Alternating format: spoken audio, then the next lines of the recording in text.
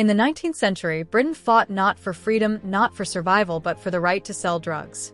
These were the infamous Opium Wars, where greed built an empire and addiction broke another. Let's go back in time. Britain loved Chinese goods, tea, silk, porcelain. But there was one problem. China only accepted silver in return. Silver was running out. Britain's economy was bleeding. And then came the solution, a dangerous one: opium. In India, under the control of the East India Company, vast poppy fields stretched across Bengal and Bihar. From these fields came opium, harvested and packed, ready to be smuggled into China. Despite being illegal, British merchants sold it in massive quantities. By the 1830s, millions of Chinese were addicted. Britain's profits soared, while China collapsed into crisis. In 1839, the Qing dynasty finally acted. The emperor's commissioner, Lin Zexu, seized and destroyed more than 20,000 chests of opium. But Britain wasn't going to lose its golden trade so easily. They sent warships. The First Opium War had begun. China's outdated cannons and wooden junks were no match for Britain's modern navy.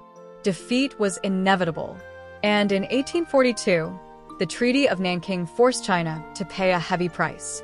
They ceded Hong Kong, opened 5 treaty ports, and paid millions in silver. For China, this was the beginning of the so-called century of humiliation. But Britain wasn't done yet. In 1856, they came back, this time with France at their side. The Second Opium War tore through China once again. And when the Qing resisted, the British and French destroyed the magnificent summer palace in Beijing. The loss was not just military, but cultural, emotional, and eternal. By 1860, the treaties forced upon China legalized the opium trade.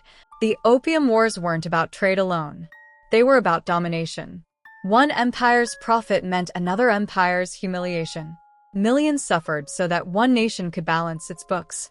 This was the dark history of the Opium Wars. So, what do you think? Were the Opium Wars the most ruthless trade wars in history? Share your thoughts in the comments below. And don't forget to like, share, and subscribe for more untold stories of our past.